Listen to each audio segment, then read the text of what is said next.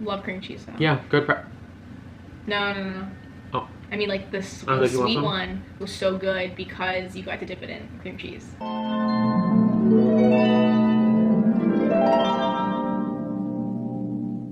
Hello girls, gays, and folks. I'm Victoria social justice warrior, Tyler Holladay, and she's a little bit sus and she always takes the bus, Olivia. So we started our Sunday by going to Muji because I wanted to get some school supplies. I got a couple of my favorite pens and some highlighters in some different colors because I need to color code my conversations in Italian when I transcribe them for my Italian class. And I have some of these and I can't find them. I don't know if something happened to them when I moved. And then we were across the street from what you guys know is my favorite Starbucks in the city. So we picked up some bevies.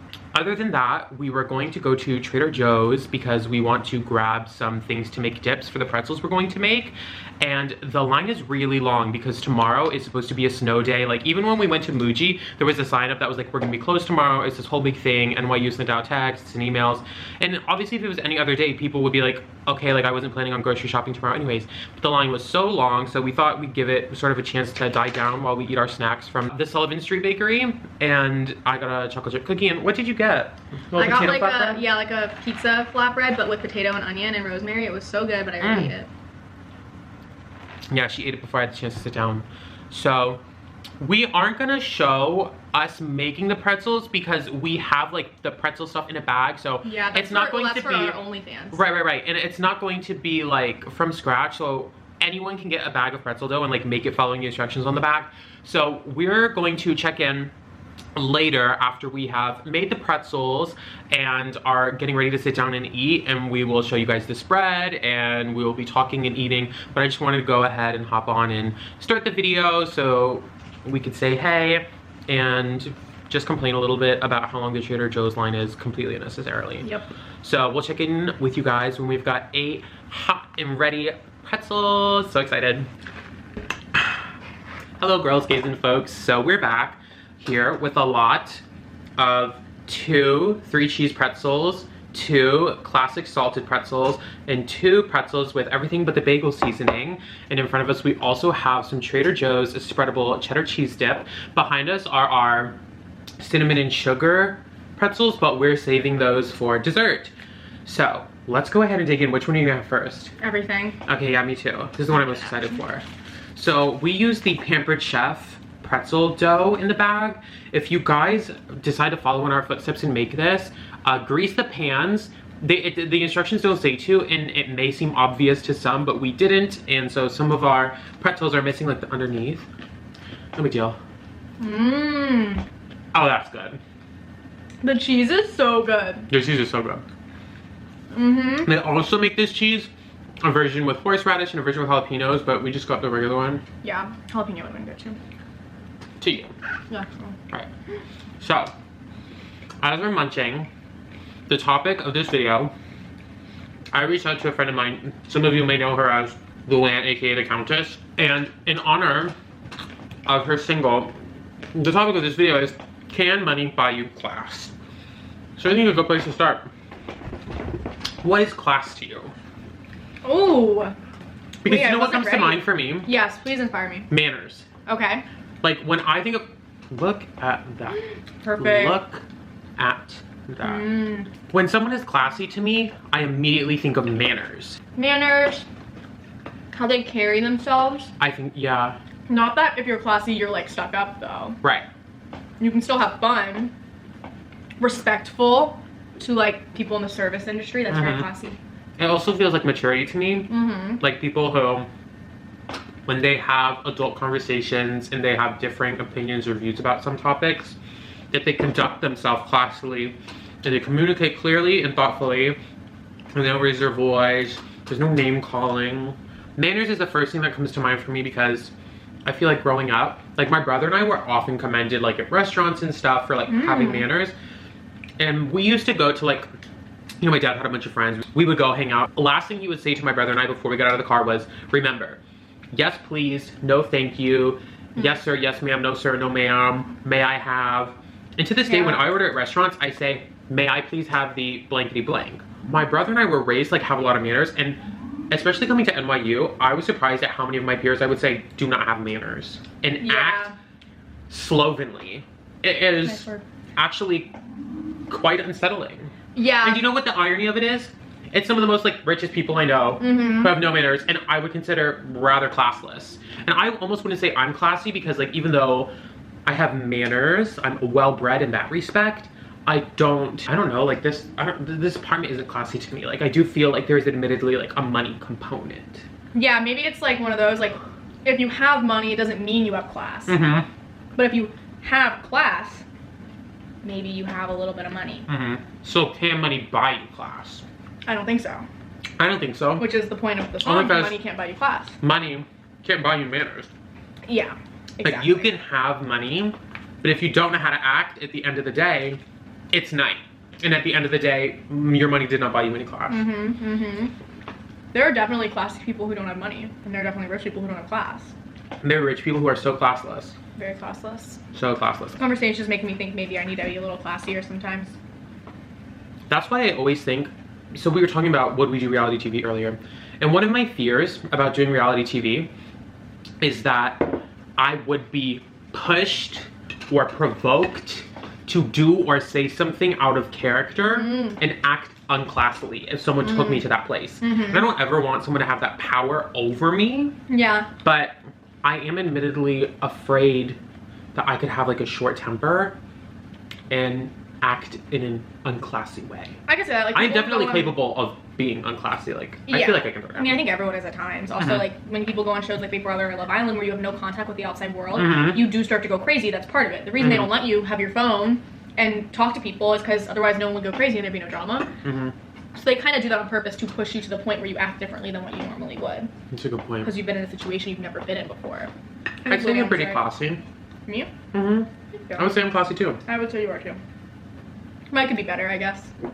I think I could be too. You know what? One aspect in which I will say I feel like I could improve on my classiness is sometimes when I'm out with a group of friends, or even when Marissa and I are just like hanging around here and like having a grand old time like we do, we can be rather raucous. And I feel like there are times in which, you know, you're getting so caught up in the moment, you're maybe being a little bit loud and a little bit inconsiderate when you're in public places. I think it's about understanding like there's a time and a place. And I think adaptability is classy. Like I'm like, if we go hang out somewhere, we're at Terra Rose, we're at Blacktop, and we're outside, we're kiki, I'm going to act differently than I would if we were at like the Polo Bar. You just have to know. Like if you know, you know. And if you don't know, you don't know. So get knowing. I think there are like classy cocktails. You know? Like if I go to the bar and I order like a vodka water, like that's not really classy. No. But if I order like an aviation or like a cosmopolitan, like it just feels classic to me. I mean, classy. I think there are like nuances to it. What's like a classy cocktail that's also cheap though? I don't think those exist. I think that's part of the point. Oh. I think class is something that is maybe more so perpetrated by people who are like upper class, or maybe those people who are confused and they're in the upper middle class but they think they're in the upper class. Like, because so on Real Housewives of Potomac, they're really big on manners, but we're talking like manners by the book. Like manners, like you set the table with a big fork, a baby fork, soup spoon.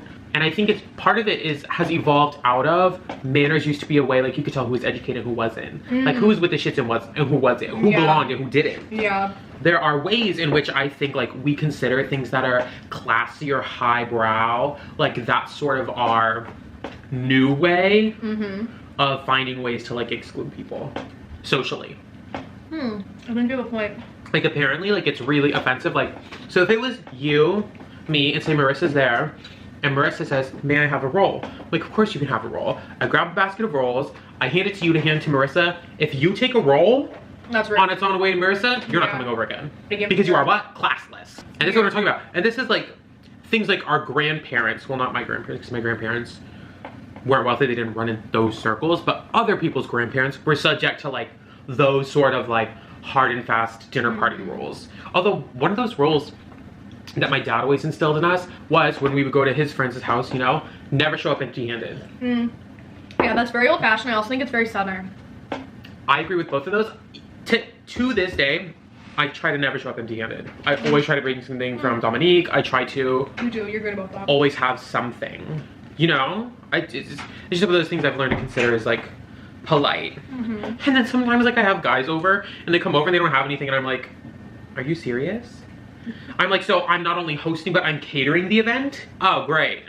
Great. That is, no, it is literally so classless. Because at the end of the day, both literally and figuratively, what have you brought to the table? You brought nothing. I didn't know this until my friend Liza taught me this one. Yeah? If you're at a fancy dinner and there's bread and butter, you get the butter, put it on your own plate. That's all the butter you get for the evening.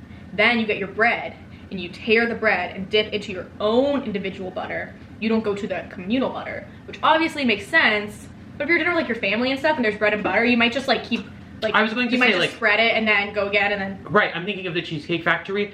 You get, the bread is pre-sliced, so I take one slice, butter it, eat it, and repeat. And in that respect, it's not double dipping because the knife has come into contact with the butter and the bread, and then I eat the whole thing of bread. So the it makes knife sense not germ-wise, but old-fashioned manners-wise, that is still wrong. It's kind of peculiar. Yeah, like you would just put the butter on your plate and then continue to go back to the butter on your plate. And if you didn't get enough, I don't really know what you do then. Too bad. So sad. Maybe if no one's looking, you can get them. So what did you think of the pretzels? Very good. Maybe a little overcooked. You think so? But like barely, because they're not burned by any means. Right. But maybe they're a little tough. Okay, okay. Maybe that's not overcooked. Maybe we over-kneaded or under-kneaded or something. True. That's one of the tricky parts. Like there were a lot of components to this. Like we could have kneaded it for too long or not long enough. We could have soaked it in the baking soda mixture for too long or not long enough. Yeah. We could have, for all we know, you aren't supposed to let it sit while you mix or The instructions were fairly vague in our defense. Yeah. In that respect, they're very straightforward, but for people who are not necessarily beginner, we were on the precipice of at least intermediate baker, we would have been able to undertake some of the more nuanced aspects of soft pretzel making. I agree. It could have been a little more detailed in the instructions and we would have been able to handle it. Right. But I know sometimes very detailed instructions can be overwhelming. So, yeah. But there could have been maybe a column where they were like troubleshooting tips or bonus tips or something of the sort. I agree. It also makes me think of like the royal family in the UK. Like allegedly, like there are books of etiquette and things like that you're meant to learn. Yeah, I think that has to do with like mostly their titles and stuff. Like, and where I could never care that much. No. Like what? We don't have a royal family here. You know the vice president's white stepdaughter Ella has a modeling contract now? Yeah. What's that about? I think that, well, Who's she signed to? Who's she signed to? Which is like a pretty big not one. bad, not bad. But I think the thing with that is that she's either in art school or went to art school. So she's, and maybe it was for fashion, or she's got like a cool fashion sense. She's a little eclectic. I'm trying to think of what other hot topics. Speaking of hot topics, yesterday in my vlog, I was like, premiere the Wendy Williams movie tonight, so excited. Did you watch it? No, girl, I was lying in bed at like 1 a.m. and I said, oh, I missed the Wendy Williams movie. It's a documentary. It's a biopic. So there is an actress who plays Wendy Williams in the movie about her life. Oh, okay. That makes sense, because I saw a tweet about it being like they look exactly the same, and I was like, that's just 2 pictures of Wendy Williams. Do you think it's time to transition to sweet pretzel? Yeah, let's do it. Let's do it. Yeah, so we've officially pivoted to cinnamon and sugar pretzel, and we've got some whipped cream cheese here in front of us. Now, I think I know what conversation should happen now. So speaking of Wendy Williams, Marissa posed a really interesting question to me, which was, you know, I made a comment. I was like, Marissa was like, why do you care? Why do you want to watch a movie? I was like, well, because Wendy Williams is a gay icon. She said, why? And I was like, I don't really know. She kind of just is. I was like, I don't elect the gay icons. No. You know, it sort of happens, I think, as a collective. Yeah, I don't know how it works. I think in my mind it always worked that just like, if someone is supportive of the gay community and the gay community enjoys what they put out into the world, right, then it kind of becomes like this combo move where now like Lady Gaga right becomes like, oh, not a representative for them, but like someone they all like love and look up to. Right, so that's exactly what I was thinking. So one of the questions I want to pose is, can you think of any gay icons like recently, like people who are like our age that are gay icons? Well, Lady Gaga, but she's not our age. You mean like young, like actually our age? Young.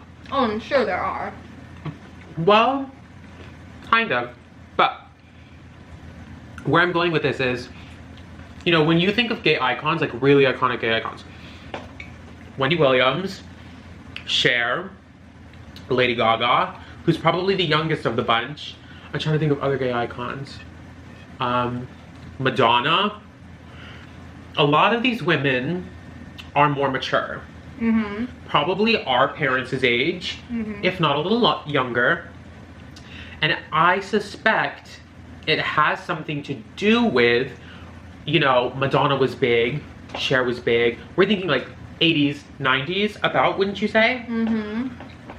When being gay was still far more controversial than it is now. Yeah. So nowadays, you are not going to be given the same Scooby snack you were for passively claiming you're a gay ally or anything like that. Yeah. Dolly Parton is another one.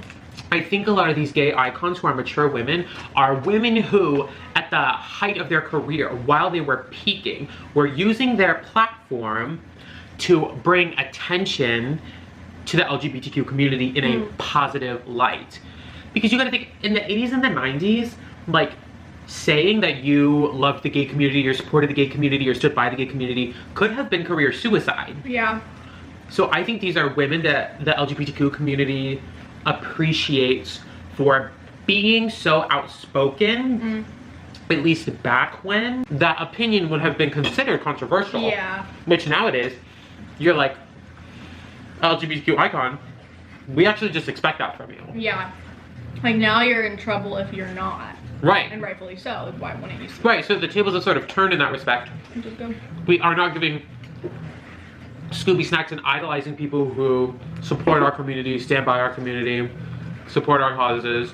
Rather, we are societally condemning people who don't have like an inclusive ethos.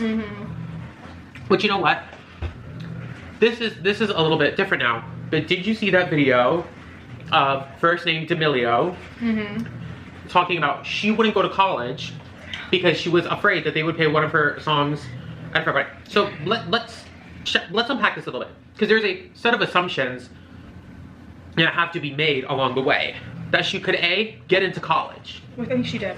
She did? Yeah. Okay, so we don't have to assume that she got into college. We know she got into college.